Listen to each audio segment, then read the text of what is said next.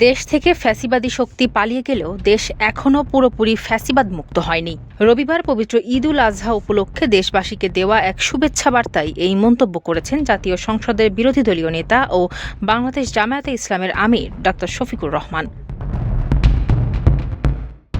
গণমাধ্যমে পাঠানো এক বিবৃতিতে জামায়াতে আমির বলেন, পরাজিত শক্তিরা বিদেশে অবস্থান করে এবং দেশের ভেতরে আত্মগোপনে থেকে নানাভাবে বিশৃঙ্খলা সৃষ্টির অপচেষ্টা চালাচ্ছে। দেশ যাতে শান্তি ও স্থিতিশীলতার দিকে এগিয়ে যেতে না পারে সেজন্য তারা নানা ষড়যন্ত্র চক্রান্ত করে যাচ্ছে।